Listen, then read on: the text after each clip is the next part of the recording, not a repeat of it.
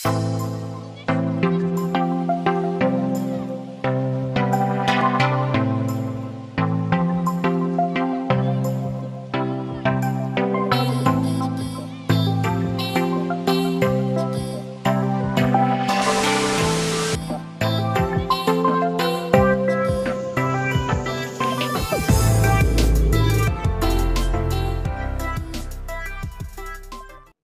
ya? Oke, baik. Halo teman-teman semua. Apa kabarnya? Semoga dalam keadaan sehat selalu ya. Meskipun pada kondisi pandemi pada saat ini ya. Walaupun kondisi pandemi kita harus tetap produktif ya. Harus tetap aktif karena ya dengan begitu bisa untuk ini ya meningkatkan imun kita gitu kan ya. Karena kalau kita tidak produktif gitu kan ya, apalagi hanya berdiam diri saja, nah itu juga tidak baik gitu kan untuk kesehatan kita. Nah, jadi ya harapannya dengan acara ini ya kita semua bisa tetap aktif ya. Oke, puji syukur kita kepada Allah Subhanahu wa taala ya, yang mana masih memberikan kita nikmat kesehatan, nikmat kesempatan hingga kita masih dapat bertemu ya di Zoom virtual ini dalam agenda yang insya Allah penuh manfaat ini ya. Jadi salah satu cara kita mensyukuri nikmat Allah Subhanahu wa taala itu adalah dengan ini ya, dengan cara kita melaksanakan agenda-agenda kebaikan dan mengikuti agenda tersebut gitu. Nah, maka kalau kita pandai bersyukur gitu kan, ya Allah akan menambahkan nikmat itu kepada kita gitu kan. Tetapi kalau kita tidak pandai bersyukur ya, nah jadi ya kita akan ini ya dicabut nikmat itu dan mendapat azab dari Allah Subhanahu wa taala. Mudah-mudahan teman-teman yang ada di sini gitu yang mengikuti agenda ini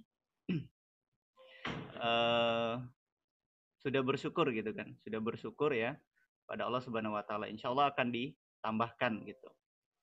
Ya, salawat bering salam tak lupa kita kirimkan kepada Nabi Allah Muhammad sallallahu alaihi wasallam. Allahumma shalli ala sayyidina Muhammad wa ala sayyidina Muhammad. Semoga dengan kita selalu berselawat kepada beliau, kita akan mendapatkan syafaatnya ketika berada di yaumil kiamah nanti. Baik, teman-teman semua. Halo, apa kabarnya? Gimana? Sehat? Alhamdulillah sehat, Kak. Ya. Oke, jadi kita sharing ringan aja ya. Biar lebih lebih kita diskusi aja gitu, diskusi dua arah. Kalau misalnya ada yang nggak ngerti nanti bisa langsung ditanyakan gitu. Ya. Harapannya teman-teman ini mengikuti semua ya, bukan hanya Zoom-nya yang mengikuti gitu ya. Karena banyak di Zoom sekarang ini ya Zoom-nya hadir gitu, orangnya tidak di tempat gitu kan. Nah, harapannya juga ya tidak seperti itu ya. Oke, saya minta tolong dengan ini ya, dengan Feby nanti untuk jadi chair host-nya ya. Gitu. Oke, ini saya share screen.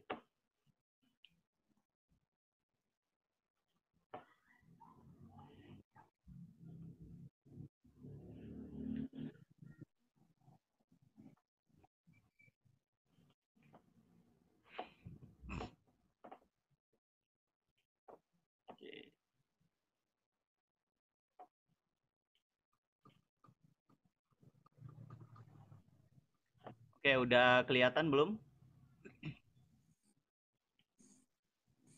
Ya udah kelihatan, Kak. Ya. Ini moderatornya Yogi ya. Siapa moderatornya? Yogi ya tadi ya. Oke. Hari ini kita akan belajar ya, sharing gitu tentang desain grafis. Gitu. Nah, jadi kira desain grafis ini bisa digunakan untuk apa saja kayak gitu kan. Kalau materinya ini ciptakan dampak positif ya mengenai desain grafis ini. Nah, Jadi kita terangkan dulu ya tentang pengantar desain grafis. Sebelum itu kita perkenalan dulu ya. Mungkin ada yang belum kenal. Ada pepatah yang mengatakan tak kenal maka taaruf gitu. Nah, jadi perkenalkan nama kakak Isra Ade Putra ya. Eh, Pendidikan S1-nya di sampai 2019, kemudian S2-nya di UII ya. Dan untuk untuk kenal lebih lanjutnya itu ada di Instagram ya. Silakan follow di Instagram kakak dan YouTube juga ada teman pengen lihat tutorial kayak gitu. Itu bisa diakses di YouTube. Ya, sebelumnya kakak juga ini ya di Diasan kemarin mengikuti organisasi UKM Quran dan Islam gitu. Ya, pernah juga menjadi ketua bidang dan 2016 pernah juga menjabat sebagai ketua umum di organisasi UKM Quran dan Islam. Untuk spesialis ya bidang kakak itu di informatika ya. Informatika sekarang menekuni cyber security dan digital forensik gitu. Cyber security itu tentang keamanan jaringan ya. Keamanan jaringan kalau digital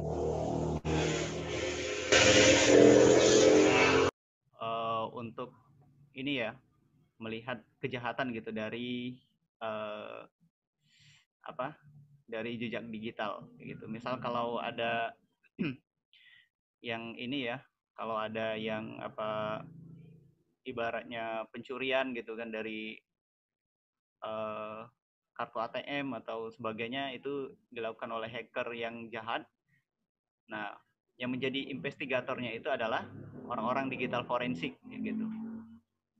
Jadi teman-teman gitu ya, kalau misalnya berselancar di media sosial itu merasa aman-aman saja, tidak akan terdeteksi ya melakukan kejahatan dan lain sebagainya, itu sebenarnya persepsi yang salah kayak gitu.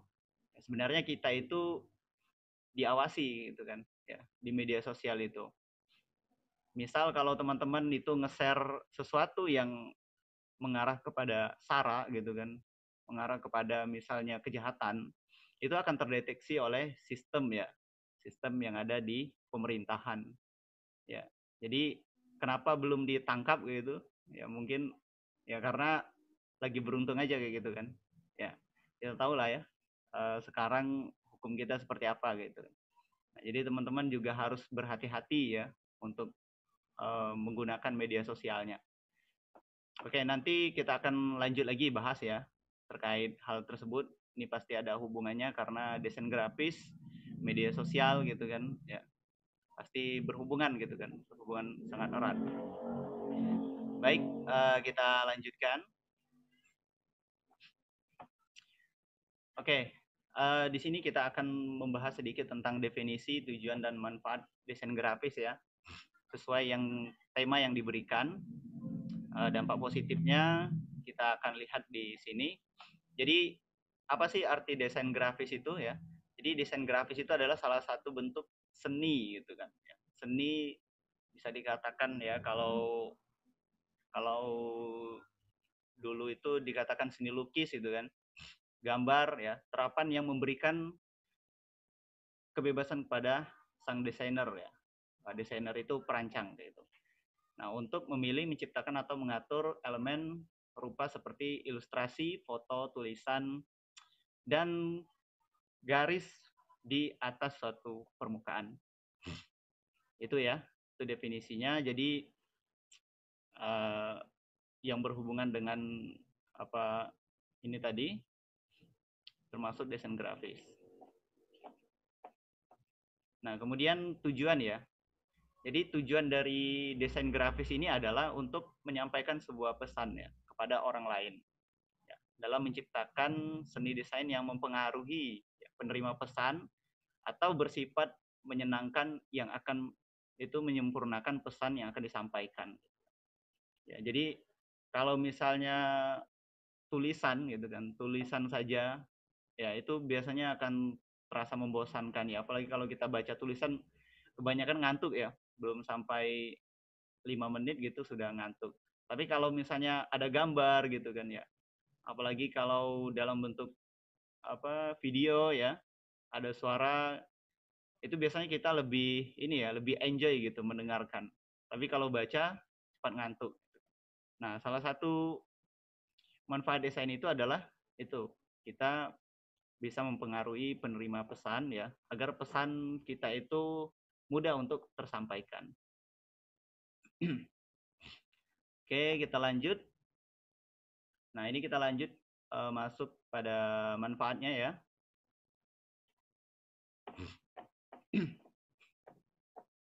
Ini kelihatan kan share screen-nya? Kelihatan, Kak.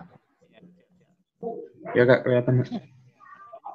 Aktif ya, jangan sampai nanti saya ngobrol sama laptop gitu. Ya, biar lebih seru ya. Ini kenapa ya? Enggak. Oke. Nah, jadi manfaatnya ya, teman-teman bisa lihat di sini. Yang pertama itu mempercepat proses pekerjaan ya, dengan cara menyajikan suatu pekerjaan dalam bentuk grafis. Gitu. Jadi seorang itu dapat memberikan hasil karya dengan menyajikan presentasi ya. Pekerjaan itu berupa gambar, chart ya, atau sebuah tulisan ya, dengan gaya desain yang bisa mewakili presentasi pekerjaan itu. Contohnya kita mau presentasi proposal kan, atau presentasi tugas. Nah, itu kan lebih enak gitu ya. Kalau kita PowerPoint-nya itu ya biasanya dibuat dengan secantik mungkin atau seinteraktif mungkin ya. Nah, itu akan lebih membuat audiens ya lebih lebih tertarik gitu dengan presentasi kita gitu kan. Nah, salah satu manfaatnya adalah itu. Ya. Dan yang kedua, itu memperkenalkan dunia desain grafis kepada masyarakat luas sehingga dapat diimplementasikan di dalam lingkungannya. Jadi belajar desain grafis ini termasuk gampang-gampang susah gitu kan. Sama seperti menggambar, ya, semakin sering seseorang berlatih maka semakin bagus pula hasil desainnya. Nah, jadi semakin pandai seorang maka alangkah baiknya jika ia mengajarkan keahlian ini kepada orang lain. Nah, jadi ya kita membuat desain grafis ya, biar orang ini juga tertarik gitu kan dengan desain grafis gitu kan ya. Agar jadi lebih enak dilihat nanti ya, kalau orang-orang sudah banyak menggunakan desain grafis. Kemudian yang ketiga, ini memperkenalkan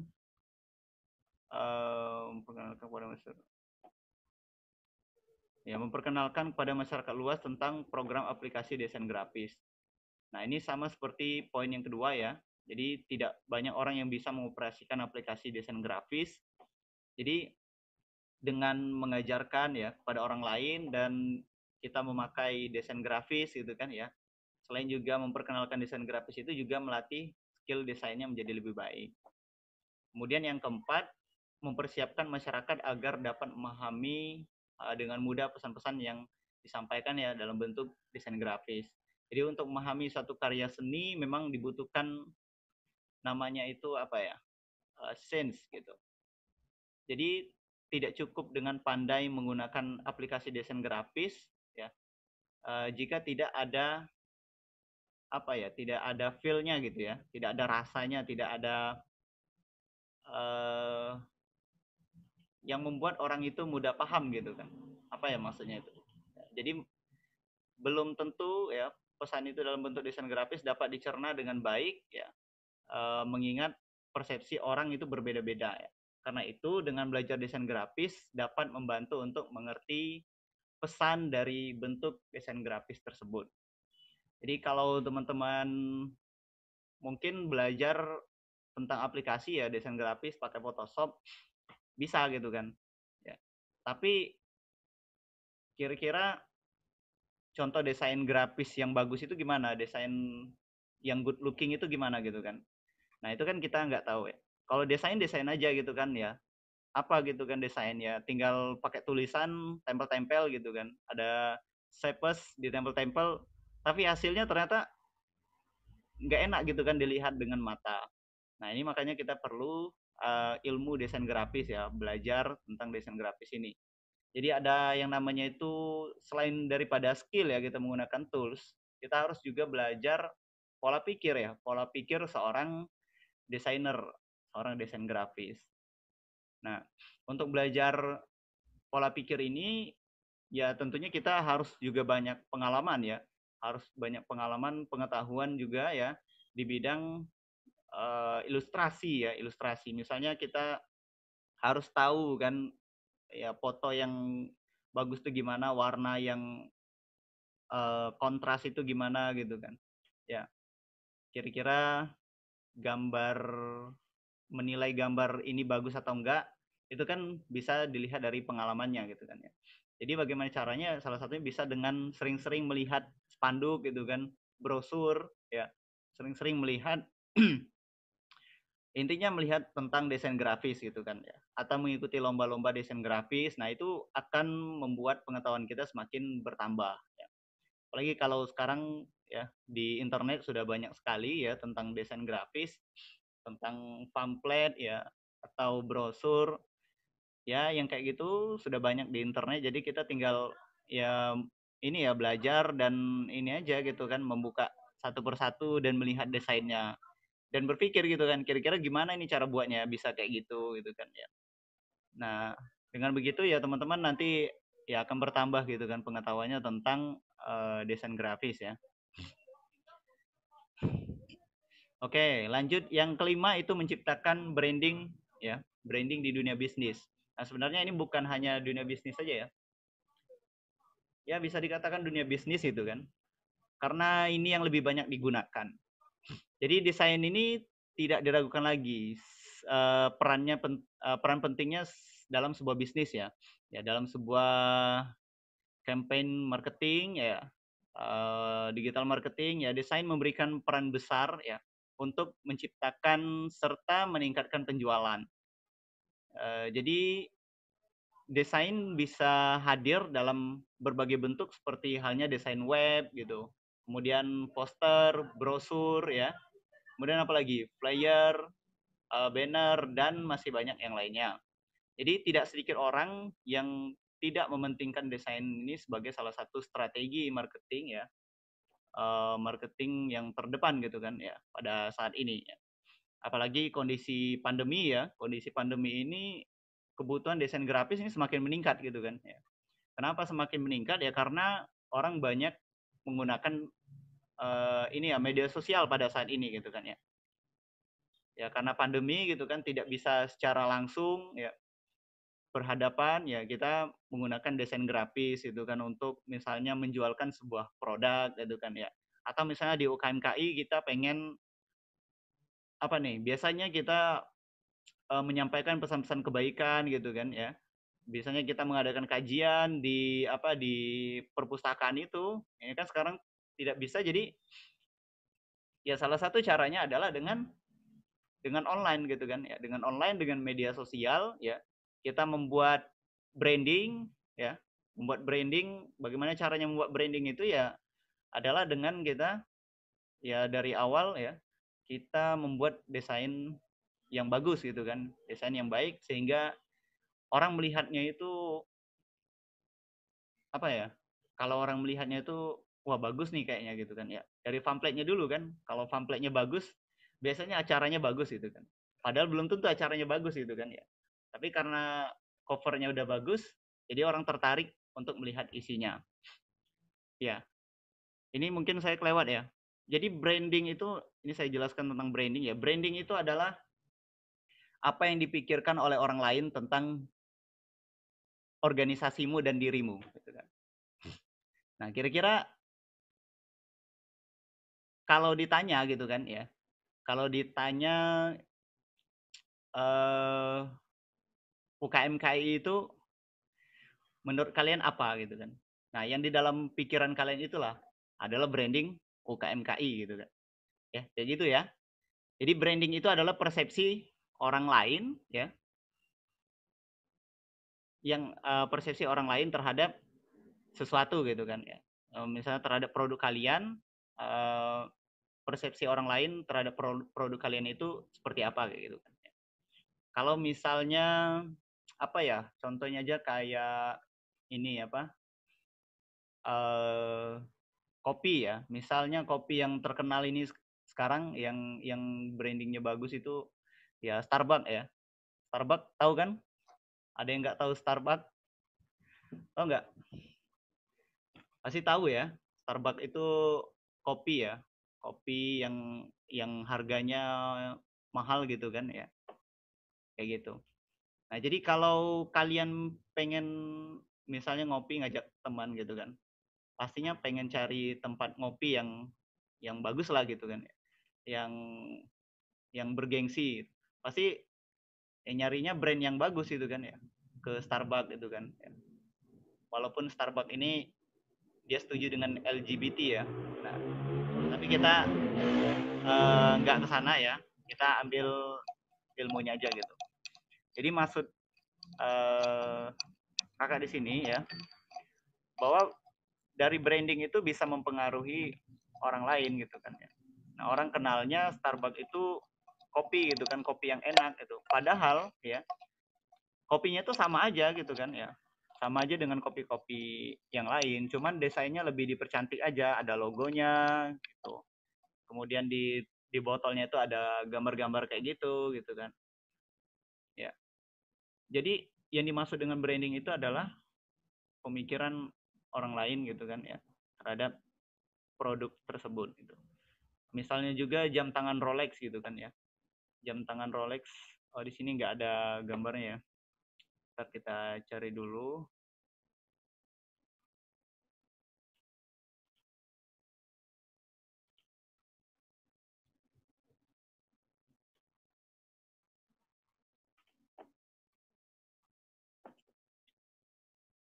Oke. Ini kelihatan ya? Halo? Ya, kelihatan Kak. Ini jam tangan Rolex. Ya.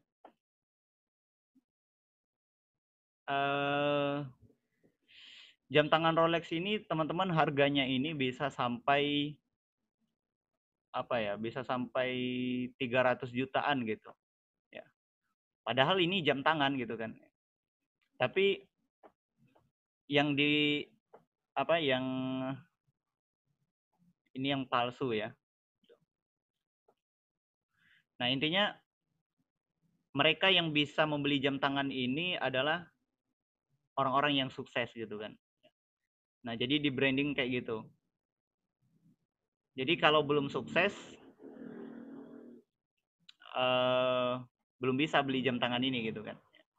Jadi pemikirannya kayak gitu. Nah, itu adalah branding gitu kan ya.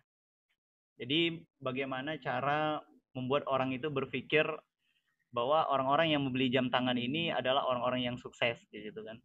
Padahal belum tentu juga yang membeli ini adalah orang-orang yang sukses. Ya. Kalau nggak salah slogannya itu apa ya? Simbol kesuksesan lah kayak gitu. Terus juga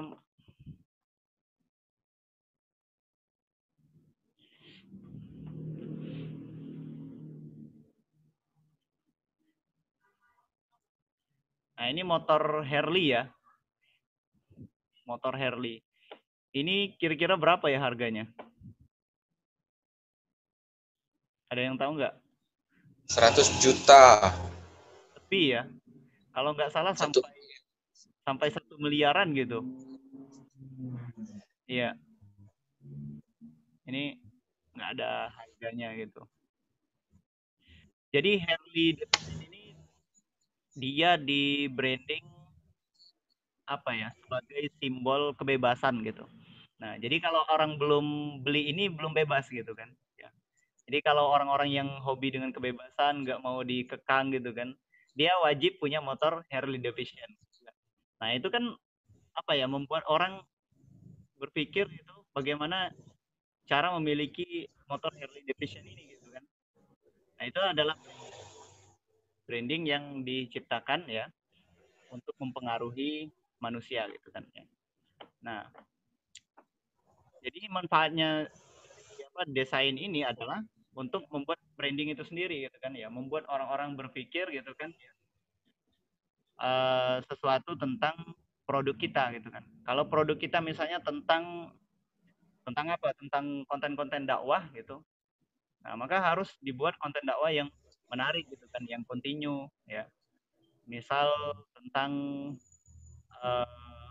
pesan kebaikan gitu kan ya. Apa gitu kan. Ya, dibuat setiap hari share terus gitu. Nah, itu akan membuat orang gitu kan ya melihat konten kita dan mereka akan tertarik gitu ya. Dan kemudian lama kelamaan ya secara tidak sadar gitu kan ya, mereka itu mengikuti gitu kan. Mengikuti dari apa yang kita sampaikan. Coba teman-teman lihat iklan yang ada di TV ya. Iklan yang ada di di TV itu sering diputar dan kadang kita udah bosan juga nontonnya kan. Ya. Tapi karena diputar terus ya terpaksa kita melihat juga gitu kan. Nah, itu adalah branding gitu kan. Ya. Branding. Oke. Nah, jadi intinya teman-teman kalau pengen sukses itu ya, kita pengen berhasil itu harus ada branding gitu kan. Baik dalam sebuah organisasi ya maupun secara individu. Nah, jadi tujuannya adalah memudahkan organisasi kita ya atau diri kita pribadi itu diketahui oleh orang lain. Misalnya kalian ini jurusan IT. Jurusan IT tentunya harus ini ya, harus ada branding gitu kan ya. Kalian di bidang IT. Nah, harus buat tulisan gitu kan, harus buat mungkin pamflet gitu ya. Biar orang itu tahu dengan kalian. Dan kemudian waktu di search di Google gitu kan, itu bisa kelihatan gitu bahwa dia ini memang ahli IT gitu. Sekarang kan untuk perusahaan itu atau organisasi sebelum masuk di organisasi atau perusahaan itu biasanya dicari dulu latar belakangnya gitu. Latar belakangnya ini kayak gimana orangnya.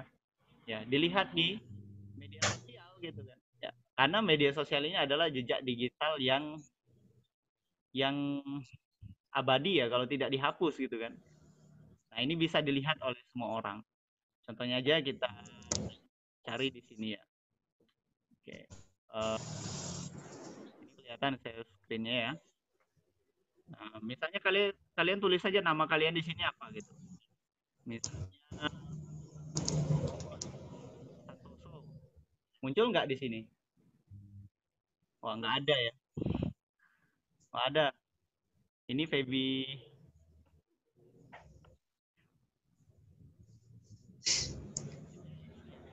lain gitu.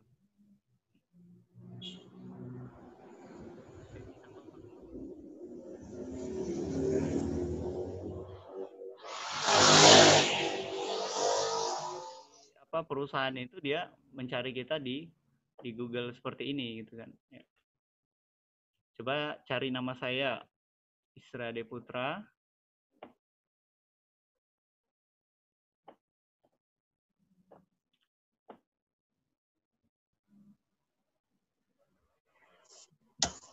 Tes.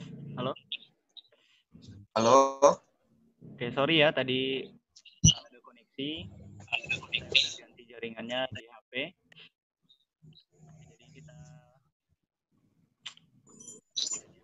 jadi teman-teman ya, orang-orang itu banyak ya mencari informasi kita itu melalui ini ya media sosial ini salah satunya adalah search di Google.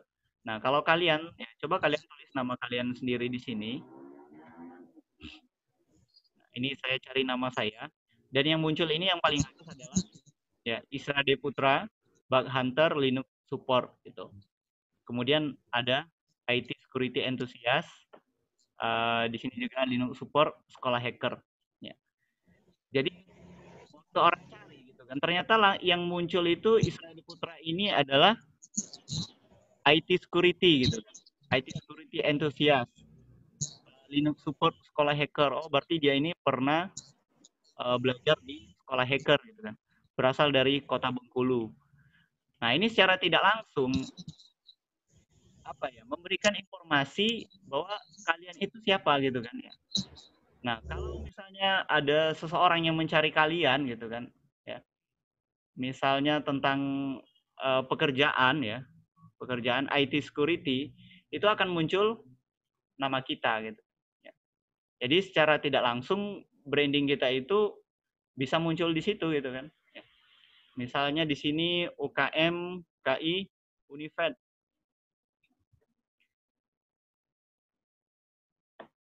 Nah, sini ya. Nah, kalau dilihat di sini ya, UKM KI ternyata sekrenya ini ya, tentang tarhib Ramadan, ya, tentang pesan-pesan kebaikan. Nah, jadi teman-teman ini sangat penting sekali gitu kan jejak digital ini gitu. Ya, itu bisa mempengaruhi branding kita gitu kan. Tentunya didukung oleh pembuatan pamflet gitu ya, poster yang bagus. Nah, kalau orang cari ya, misalnya orang mau daftar UKM KI, ya bisa dilihat di sini. Kalau bisa videonya juga di-upload gitu kan, ya, di YouTube, di Instagram, ya, biar lebih mudah dicari dan ditemukan oleh orang lain. Jadi kalau ada wartawan itu ya, dia pengen apa mewawancarai ya, misalnya tentang tahun baru Islam gitu, atau tentang Isra dan Miraj, yang dijadikannya rujukan itu adalah kita gitu kan, UKM KI Unifed. Karena kenapa? Yang paling atas ya search di Google itu adalah kita gitu kan, dari UKM KI Unifed. Nah, untuk membuat branding itu ya itu tadi gitu kan ya, kita perlu desain gitu kan, perlu karya ya yang kita post di Google gitu kan. Jadi kalau melihat apa ya, teman-teman yang sering post, mohon maaf gitu kan, yang sering post TikTok yang apa, yang alay-alay gitu, yang sering joget-joget gitu, ya itu akan terindeks di Google gitu kan, bahwa kalian itu adalah tukang joget gitu, ya, atau tukang apa ya gitu. Oh, jadi dia ini pandai berjoget gitu kan, ya. Misalnya si Agus ini pandai berjoget gitu kan, ya. Berarti lelaki ini pandai berjoget itu. Ya bisa jadi kalian nanti diundang untuk berjoget di mana gitu kan. Tapi kan nggak enak gitu, ya. Kalau brand kita ternyata dikenal orang, ya kita tukang joget gitu kan, ya. Kayak gitu. Nah, jadi hati-hati gitu kan ya. Hati-hati teman-teman untuk men-share gitu kan, men-share dan mempost statusnya. Kalau misalnya status kalian itu sukanya marah-marah gitu kan, ya, gibahin orang, nah itu akan dicari gitu kan, dicari di sini, misalnya namanya siapa, Agus gitu kan, tukang marah, apa ya, yang akan muncul ini foto kalian, bisa-bisa nanti foto kalian yang muncul di sini gitu kan. Nah, jadi hati-hati itu teman-teman, nge-share ya, nge-share foto, nge-share status, karena itu secara tidak langsung memberikan informasi tentang diri kalian itu siapa gitu kan. Siapa kalian ini gitu. Oh, ternyata ini gitu kan ya. Walaupun kita bilang, oh aku nggak kayak gitu kok, itu cuma di media sosial. Lah ini buktinya gitu kan. Ini buktinya ada gitu di ini kali apa kamu buat status kayak gini atau nge-share yang nggak baik gitu kan. Nah, bukti konkret gitu kan. Ya. Kayak gitu. Jadi kita nggak bisa ngelak lagi gitu kan ya. Nah, itu makanya harus hati-hati teman-teman ya, untuk terkhususnya untuk yang baru-baru nih gitu, yang mungkin belum paham gitu kan ya, kita harus menggunakan media sosial ini dengan bijak ya. Kalau teman-teman gunakan dengan bijak ya insya Allah bisa bermanfaat gitu kan ya, bermanfaat. Apalagi kalau yang masih muda-muda itu harus bangun personal branding. Ya, ini penting banget. Gitu. Untuk jurusan apapun, ya, siapapun kalian harus ada personal branding. Kalian itu dikenal sebagai apa gitu. Ya. Siapa kalian itu? Gitu.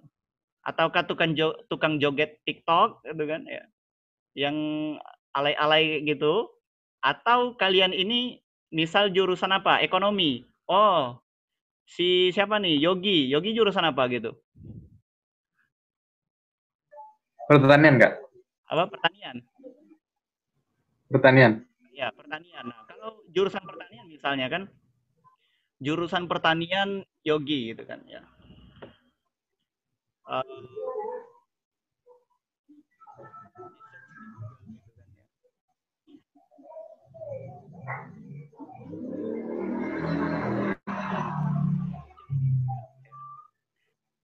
Berarti Yogi belum ini gitu, belum terkenal gitu, belum banyak tentang postingannya ya tentang Yogi gitu. Nah, cobalah dari sekarang gitu ya, dibanyakan postingan tentang jurusan teman-teman ya, jurusan teman-teman misalnya tentang pertanian ya, bahas mengenai apa ya topik tentang pertanian seenggaknya 1 minggu itu satu yang dipost gitu kan. Kalau bisa teman-teman desain sendiri, teman-teman edit sendiri, desain sendiri dan tulis sendiri artikelnya ya.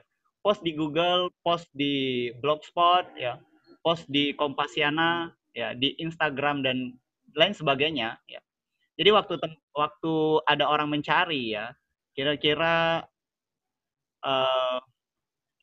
pertanian Bengkulu ya, nanti yang muncul di sini adalah foto Yogi gitu kan. Nah, jadi itu personal branding. Personal branding itu artinya kita apa ya? Membrand diri kita itu membuat orang menjadi tahu oh bahwa kita itu ahli pertanian gitu. Nah, kayak gitu teman-teman, paham ya? Jadi mungkin titik poin yang saya beratkan itu tentang branding ini ya malam ini. Nah, apalagi di kondisi pada saat ini ya, kondisi pandemi saat ini, itu orang banyak beralih ke media sosial gitu kan ya. Apalagi sekarang sudah teknologi 4.0 gitu kan, ya 4.0.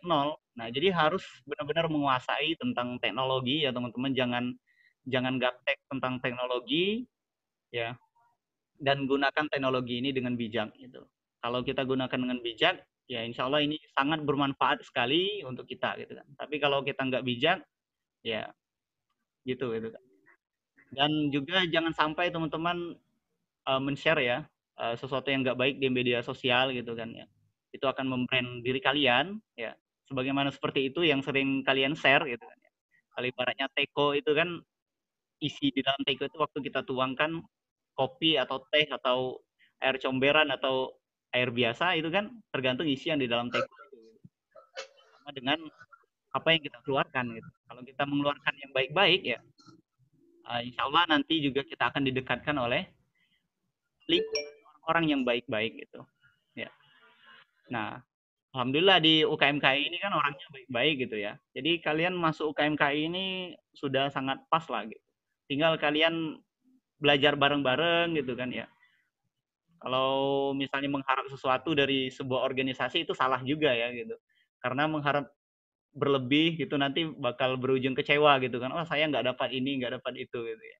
Tetapi berpikirlah bagaimana cara agar kita bisa sukses bersama-sama gitu kan dengan teman-teman kita ya di organisasi UKMKI ini, apalagi sudah basicnya keislaman gitu kan.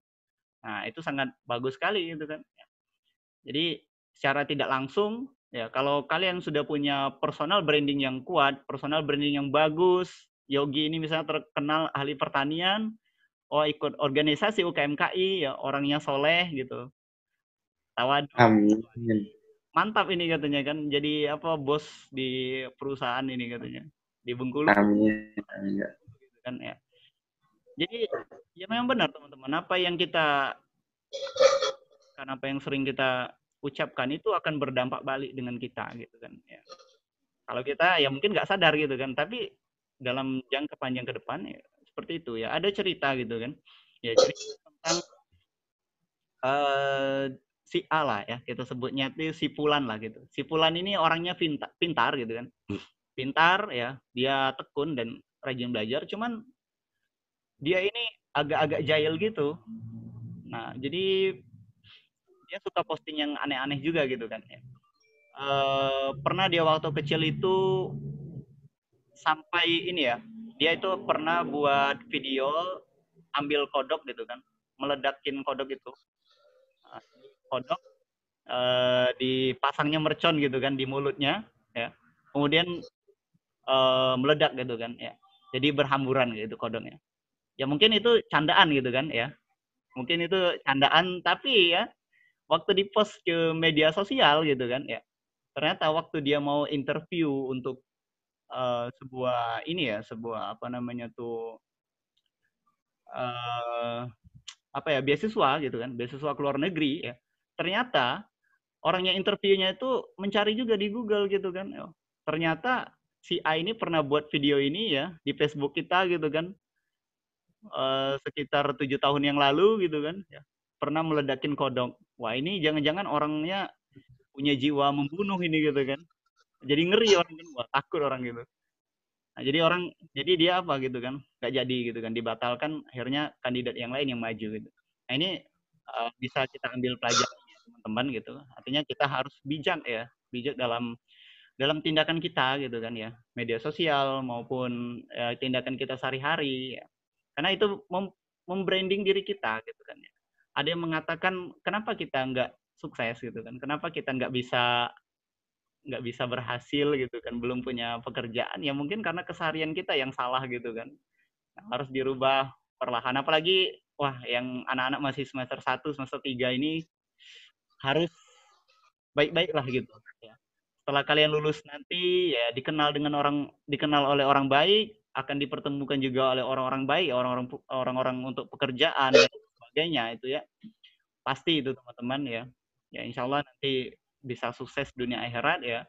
Dari Amin. kita berkumpul lagi bersama-sama di surga. Amin. Amin. Jadi itu ya tentang personal branding. Insya Allah sudah paham ya. Kira-kira ada pertanyaan nggak sampai di sini?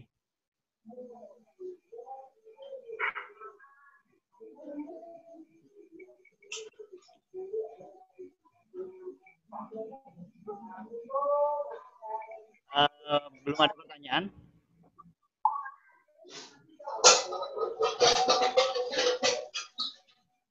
Oke, kalau belum ada lanjut ya. Kita lanjut dulu. Materinya sebenarnya masih banyak ya.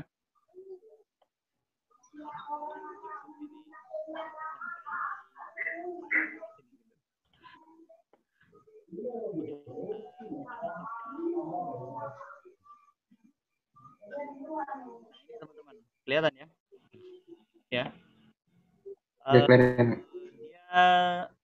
seorang desain grafis. Desain grafis ini namanya siapa ya? Lupa saya tadi. Yohanes ya kalau nggak salah. Ini dia membuat desain grafis ya, membuka jasa desain grafis itu kalau nggak salah dimulai dari tahun 2009 ya. Dari kamar tidurnya gitu kan, dari kamar kosnya, tempat tidurnya, membuka jasa desain grafis secara freelance gitu. Secara freelance lewat internet. Ya ternyata sekarang sudah menjadi sangat terkenal gitu kan ya. Hingga dimuat di koran seperti ini gitu. Ya. Gajinya itu sekarang apa ya, sebulan itu 8 jutaan gitu kan untuk membuat desain ini. Kemudian juga di sini ada kisah ya, nama pemudanya ini Angger ya, dari karyawan sukses jadi freelance desain grafis gitu kan ya. Nah ini juga nih ya, berawal dari hobi, terus dia desain gitu ya dengan tekun dengan tekun hingga dipercaya oleh orang lain ya, sehingga jasanya banyak digunakan gitu ya, mulai dari partai politik sampai perusahaan gitu ya, ini menggunakan jasa ini ya, bervariasi juga gitu kan ya. Sebenarnya yang jasa-jasa IT ini apa ya, mulai dari nggak ada apa, mulai dari yang nggak ada nolnya gitu kan ya, sampai yang ada nolnya gitu. Ya. Mulai dari 2M ya, sampai nggak terhitung gitu kan. Ya 2M itu bisa makasih mas gitu kan. Ya makasih udah desainin gitu. Ya sampai ya bisa sampai puluhan juta gitu kan ya. Contohnya yang desainer apa, desain grafis yang sukses di ini di Bengkulu ini ya cukup sukses itu Bang Fitra Subarka gitu kan. Ya. Jadi Bang Fitra Subarka itu dia ahli juga ya desain grafis, buat website gitu. Nah jadi kalau teman-teman mau desain grafis atau nanti mau ngundang mereka juga boleh nih untuk materi selanjutnya gitu kan, karena beliau mungkin yang lebih paham gitu kan untuk itu. Ya, jadi kemarin itu terakhir dia diminta jadi timnya media sosial ya di Rejang Lebong gitu. Mungkin teman-teman ada yang tahu ya, orang-orang Rejang Lebong ini. Nah, dia diminta jadi tim suksesnya media sosial untuk yang apa itu pasangan yang Sahe itu ya. Sahe itu, Samsul Hendra itu, dan ternyata sangat berdampak besar gitu kan. Ya, berdampak besar hingga di pemilihan itu diputuskan ternyata meraih suara terbanyak gitu kan untuk bupati ya, bupati gitu di Rejang Lebong gitu kan. Nah jadi teman-teman sangat berpengaruh gitu kan. Kalau ada yang apa ingin menekuni desain grafis ya bukan pilihan yang buruk gitu kan. Ya. Ini analoginya ya, analogi penting, bukan tentang customer aja ya. Ini sebenarnya salah ini. Bisa kita analogikan dengan yang lain gitu kan. Jadi jika kamu mencoba mengejar kucing, dia akan menjauh. Tapi jika kamu punya apa yang kucing itu inginkan, maka dia akan menghampirimu. Nah, nantinya lebih ke pola pikirnya ya. Kalau kita misalnya punya sesuatu apa yang dibutuhkan oleh orang lain, ya, itu orang itu yang akan mendekat dengan kita. Gitu. Atau apa ya? Kita pengen nih dikabulkan doa kita, tapi kita nggak pernah sholat gitu kan. Atau sholat juga mungkin nggak khusyuk. Gitu. Nah, jadi mungkin kapasitas kita untuk menerima mungkin permintaan kita pengen jadi kaya. Tapi kalau jadi kaya nanti setelahnya gimana gitu kan. Nah, mungkin aja kalau kita jadi kaya, kita belum sanggup untuk menerima kekayaan itu. Setelah kita jadi kaya, kita jadi nggak mau beribadah lagi gitu kan, jadi sombong. Bisa aja kan, kayak gitu. Nah, jadi harus apa pantaskan diri kita dulu gitu kan. Kalau kita pengen jadi sukses, ya harus pantaskan diri kita dulu gitu kan. Harus punya ilmu dulu kan, harus punya basic dulu ya. Kalau kita pengen kerja di sebuah perusahaan, misalnya pengen diterima kerja ya, kita harus apa ya, harus punya skill dulu di bidang yang dibutuhkan oleh perusahaan tersebut gitu. Ya, misalnya di bidang pertanian atau di bidang IT ya. Di bidang IT-nya ini ahli apa gitu kan. Oh, ahli security gitu kan, network security, IT security gitu. Ya udah kata orang panggil aja nih siapa nih gitu, si Fulan gitu kan, dia ahli IT security. Kita ternyata waktu kita telusuri di internet banyak yang keluar namanya gitu kan. Nah jadi bisa seperti itu teman-teman gitu, kita harus punya nilai lah, punya value ya, punya value agar orang itu yang datang dengan kita gitu, bukan kita yang mendatangi orang lain gitu kan. Jadi kayak gitu ya. Ini mohon maaf ya, karena rumah kakak pinggir jalan ini, karena lagi malam tahun baru berisik. Ya. Ini mohon ini ya kakak matikan sebentar ya, karena lagi berisik. Iya kak.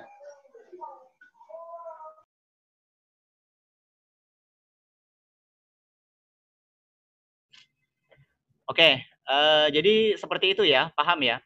Nah, bisa dianalogikan juga di kita berdakwah gitu kan ya. Kenapa dakwah kita belum sukses gitu kan, atau belum berhasil ya? Bisa jadi karena kita ya hanya sebatas itu usahanya gitu kan ya.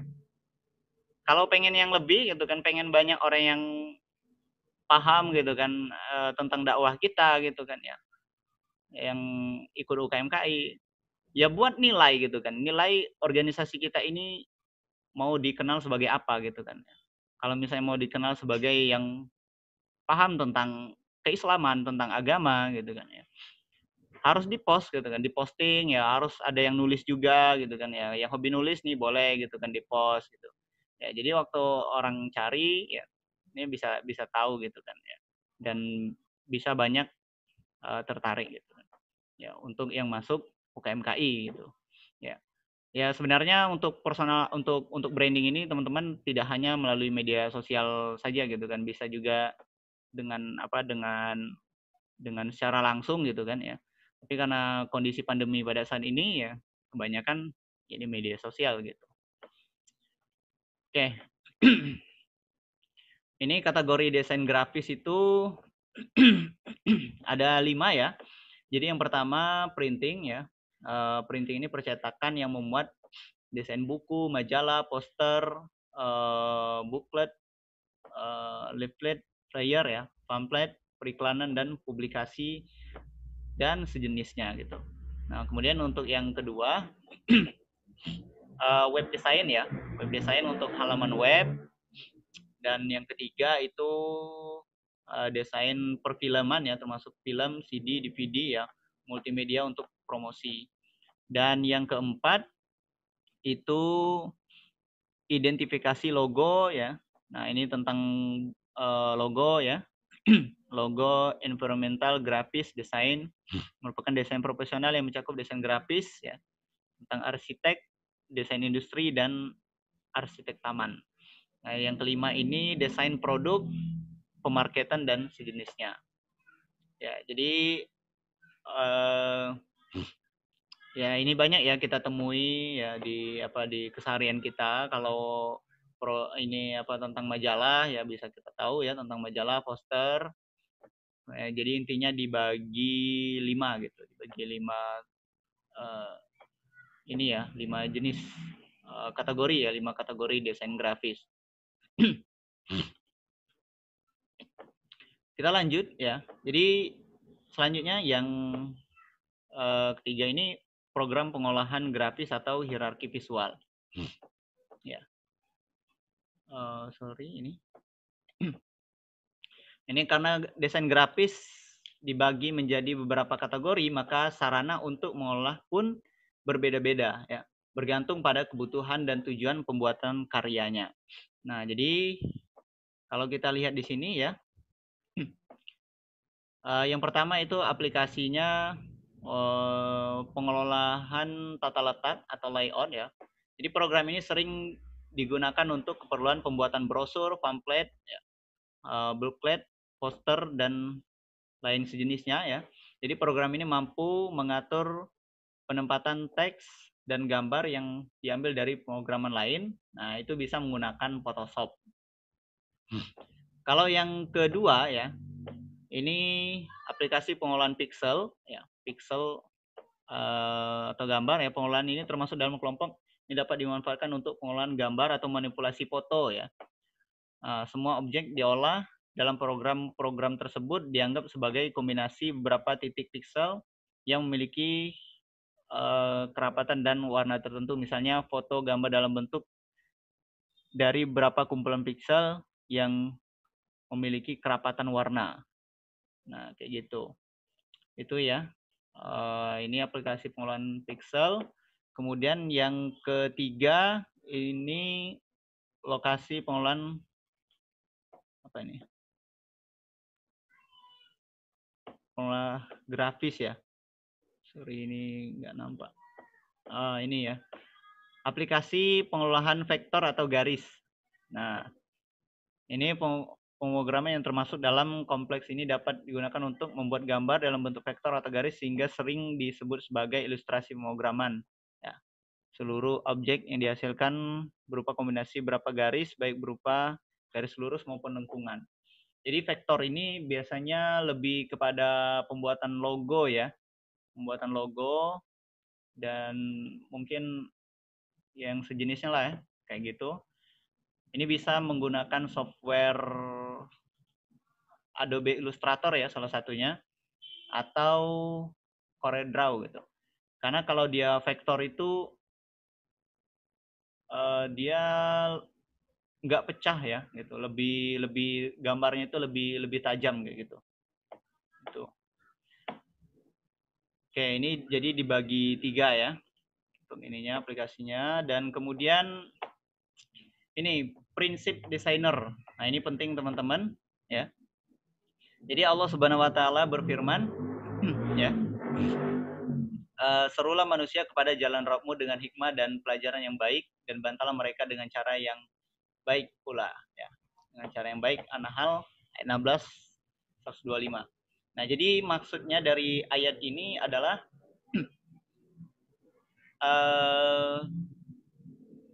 apa ya? Kita itu menyeru orang-orang gitu kan ya untuk berbuat baik itu dengan cara yang baik pula gitu kan ya. Ya, maka dengan seperti itu ya insya Allah akan mudah lebih diterima gitu kan ya. Ketimbang kita misalnya dengan cara memaksa ya. Dengan cara memaksa atau dengan cara yang tidak baik ya. Nah, itu kurang bagus ya, kurang bagus, dan juga orang biasanya enggan gitu kan untuk mendengarkan apa yang kita ucapkan kayak gitu. Nah, jadi kita harus menyeru dengan kebaikan lah. Gitu. Ya, tujuannya agar apa? Agar pesan yang kita sampaikan itu lebih mudah diterima. Termasuk dalam desain grafis ya, kita juga punya prinsipnya ya, prinsip yang harus diketahui, yang harus kita pegang ya dalam mendesain. Nah, ini juga sangat penting teman-teman ya, agar desain kita itu lebih mudah gitu kan ya tersampaikan pesannya itu ya, pesan desain kita itu agar lebih mudah tersampaikan dengan orang-orang yang melihatnya. Nah, apa saja itu? Yang pertama ini ya, desain grafis itu prinsipnya yang pertama pewarnaan. Nah, jadi teman-teman, pewarnaan ini harus diperhatikan ya. Jangan sampai kita asal-asalan mewarnai desain kita. Misalnya kita buat pamflet, warnanya sama semua gitu. Tulisannya warnanya biru, pamfletnya biru, ya, logonya biru, foto orangnya juga biru, dibuat biru gitu. Kira-kira enak nggak melihatnya gitu? Gak enak kan? Ya, pasti kita apaan nih gitu. Ya, ini nggak jelas banget gitu kan desain ini gitu, pasti langsung di skip gitu. Kalau kelihatan di Instagram ya langsung di skip gitu, nggak menarik gitu kan ya. Jadi orang itu pengen yang menarik ya, yang pertama yang menarik, dan yang kedua yang ini ya yang rapi gitu kan, yang bagus lah gitu. Walaupun menarik tapi nggak rapi gitu kan pekerjaannya, ya malas juga orang kan gitu. Ya mungkin dibuat satu warna gitu menarik gitu kan, karena anti mainstream gitu, jarang orang buat kayak gitu. Cuman ya kalau pesannya nggak terbaca gitu ya percuma juga gitu kan, kayak gitu. Nah, ini mungkin contoh aja ya, nggak bermaksud mungkin menjelek-jelekan pamflet teman-teman yang lain. Ops. Kalau menurut saya ya, untuk pamflet ini sudah cukup bagus kedua-duanya. Cuman warnanya ini yang saya kurang suka gitu kan, dibuat kuning-kuning kayak gini jadinya agak ini ya, agak kurang apa gitu, nggak enak lah dilihat gitu. Mending dibuat putih atau di sininya kuning gitu kan. Sama dengan ini juga gitu, pamfletnya dibuat kuning, kuningnya ini tanggung gitu ya. Nah, ini sama juga, kuningnya ini tanggung, warnanya ini tanggung.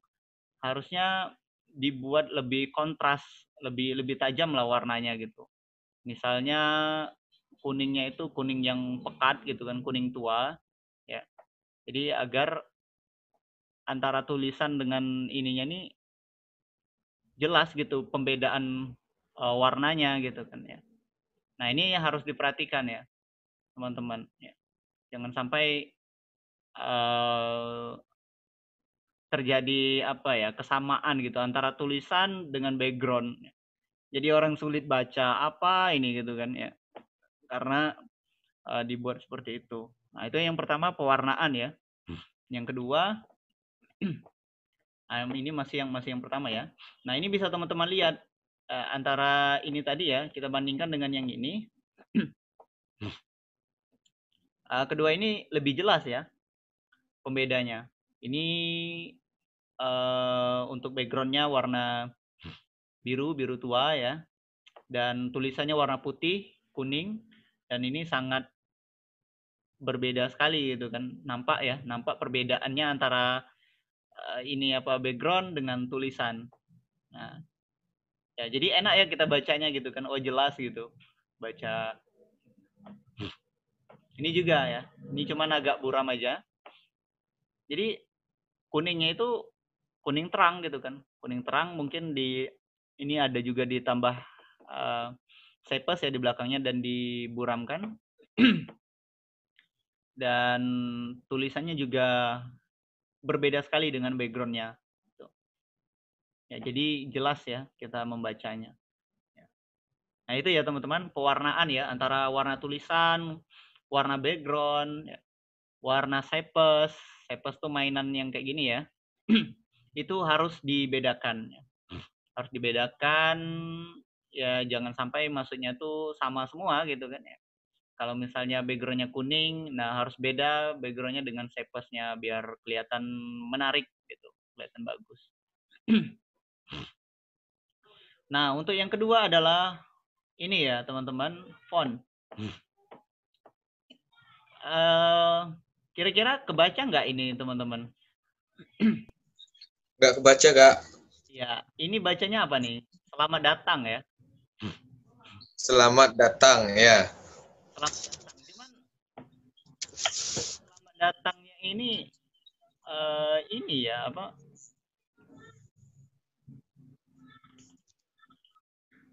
Terlalu memaksa atau kayak gimana gitu. Kurang enak aja dilihat gitu.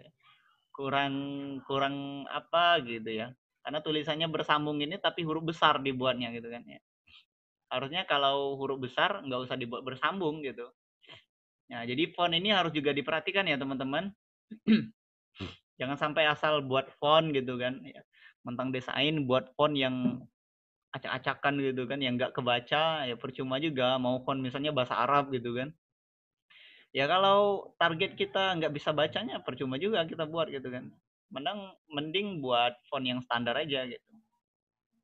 Gitu.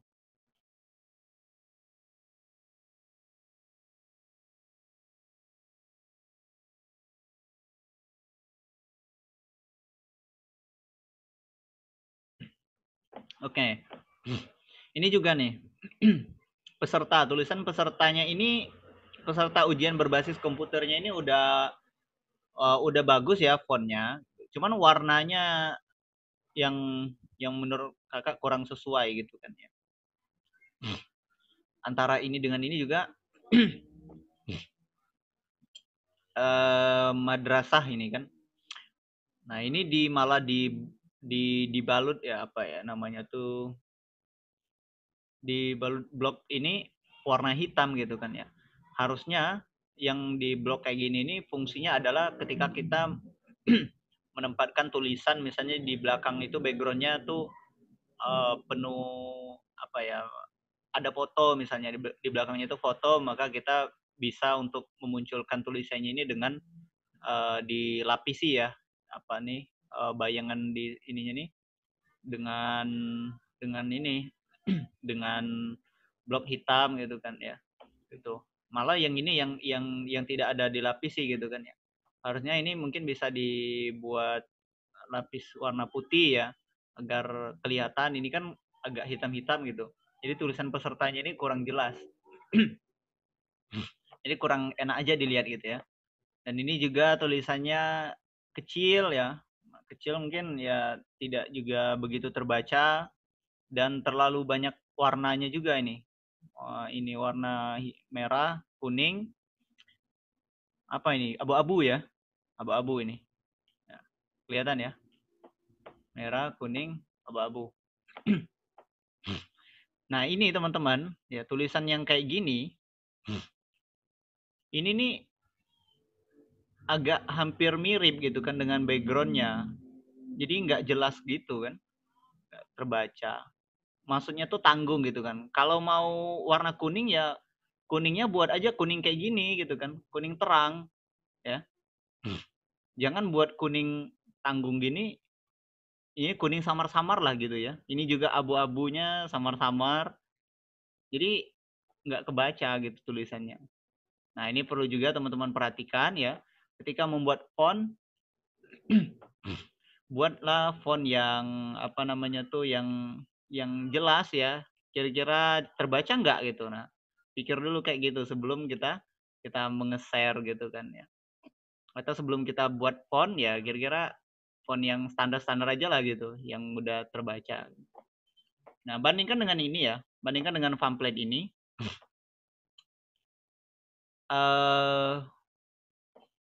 Pasti lebih enak yang ini kan dilihat gitu kan. Gak tahu kalau teman-teman. Pasti lebih enak yang ini. Karena kenapa? Karena ya tulisannya besar gitu kan, jelas. Dan background di belakangnya kontras gitu kan. Sangat berbeda gitu dengan tulisannya. Jadi mudah sekali dibaca gitu kan ya. Mudah dipahami. Dan untuk huruf bersambungnya di sini kan.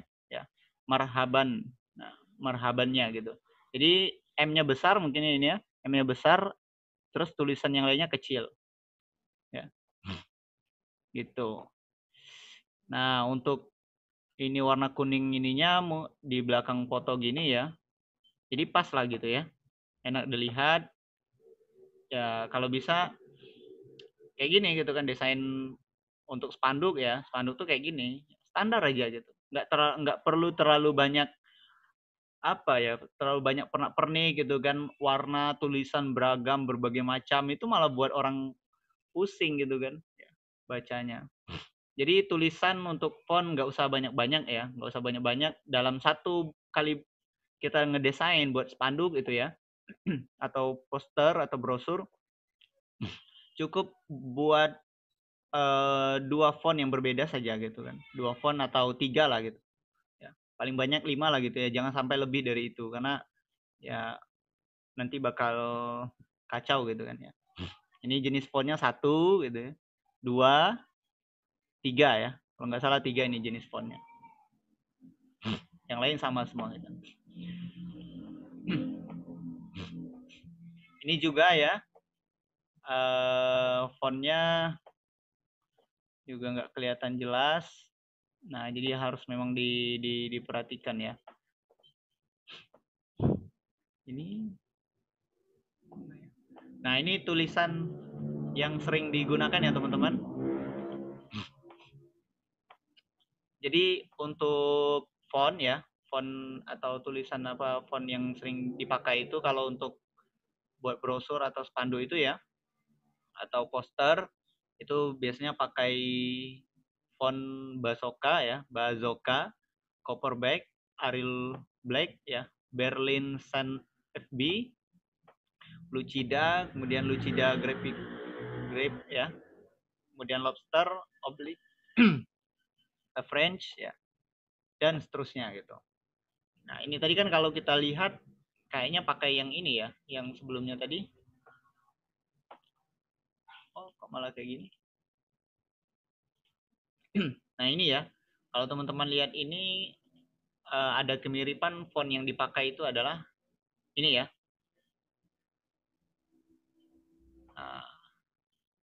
Vengeance ya. Jadi ya kayak gitu kan ya. Kalau bisa yang fontnya yang apa yang jelas lah kelihatan gitu, yang kebaca lah gitu ya. Kalau nggak kebaca nanti pesannya tidak tersampaikan. Ini ya, yang ketiga respect to image. Maksudnya respect to image ini adalah ini ya, kita itu apa ya, menaruh perasaan lah gitu kan, mungkin ya dengan image-nya gitu ya. Jangan sampai semaunya kita gitu kan memasukkan image itu ke dalam ke dalam pamflet atau foto itu gitu ya. Misalnya ini ada contohnya foto orang kita ambil gitu kan di mungkin untuk buat pamflet ya. Terus kita waktu ngeletakin fotonya di Photoshop itu sembarangan kayak gini gitu kan ya. di badannya tuh digemukin kayak gini, dipendekin gitu kan, atau dipanjangin kayak gini, atau melebar gini gitu kan, itu kan nggak menarik gitu ya, malah buat orang ya, ngelihatnya wah kurang bagus gitu kan. Bagaimana caranya? Ya harus konsisten dari awal foto itu di-upload, harus tetap kayak gini, ini yang kecilnya gitu kan, yang besarnya gini. Nah, itu nanti akan kita pelajari ya.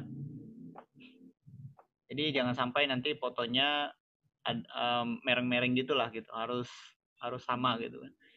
Ini selalu sisihkan ruang kosong. Nah, antara yang sebelah kiri dan sebelah kanan gitu kan, template-nya pasti enak yang dilihat yang ini kan ya. Kalau yang ini wah udah kepenuhan gitu, jadi kenapa gitu kan ya, karena nggak ada ruang kosongnya gitu kan. Coba ini di mungkin diburamkan gitu ya, kontrasnya dikecilkan ya, jadi lebih kayak samar-samar gitu ya, lebih enak mungkin ngelihatnya tuh. Ini kan ada ruang kosongnya. Nah, ruang kosongnya itu kelihatan nggak teman-teman? Ini ya ruang kosong tuh. Oops. Ruang kosong itu ini ruang kosong ya. Jadi apa ya, lebih memanjakan mata kayak gitu. Kalau diisi penuh-penuh gitu ya, itu nggak enak ngelihatnya.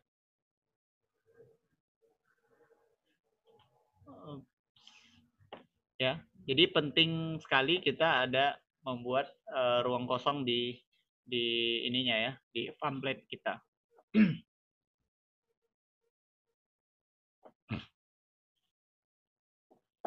Oke.